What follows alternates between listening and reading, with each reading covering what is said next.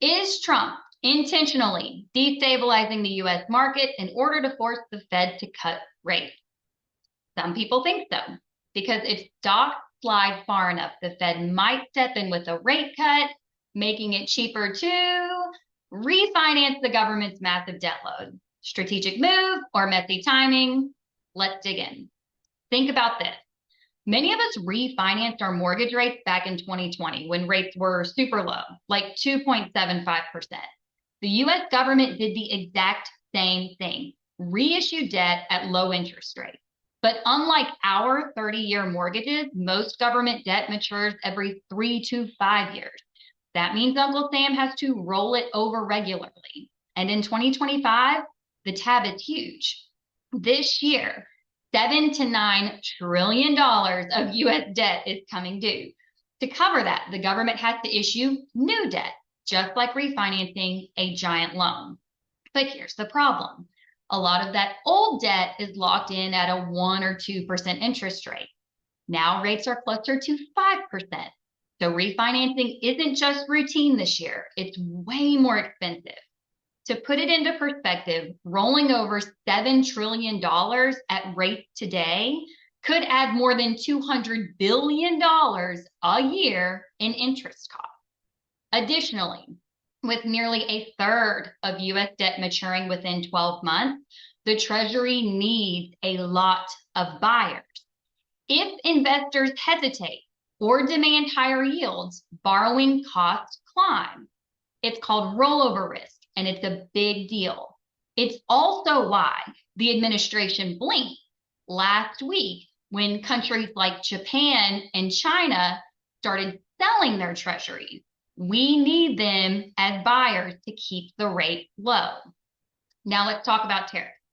As you well know, President Trump announced sweeping tariffs, then escalated them, paused some, increased others, and recently granted exemptions for things like electronics. The swing from good news to bad news has created some epic down and up days in the market. That uncertainty is leaving everyone baffled and a little scared. So again, is the rapid fire of changing policy just messy politics, or is it really a master plan to destabilize the stock market and create headwinds for the US economy to force the Fed to cut rates and potentially save billions of dollars in annual interest payments? It's speculative, but not wild.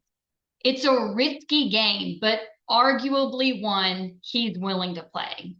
Let's not forget, Trump once called Powell an enemy and asked, "Where did I find this guy Jerome?" Because yes, he was appointed by President Trump.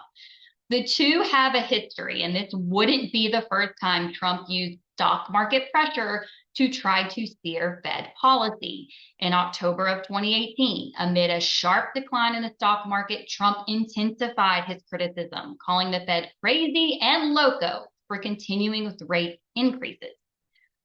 Even if it's not deliberate, it's clear the well-intentioned goal is rate cut, something that would benefit all of us. But so far, the market's not really responding the way he might have hoped.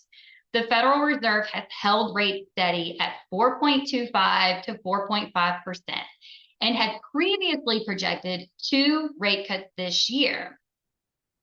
Pretty much we're still on that course, only if anything, they're pushing the rate cuts later and later. So far, the plan might be backfiring. Instead of nudging the Fed to cut rates, the tariff drama could be doing the opposite, raising inflation risks and making the Fed more cautious. Analysts are now expecting fewer rate cuts than before, with some pushing expectations back even past this summer. So is Trump playing economic chess?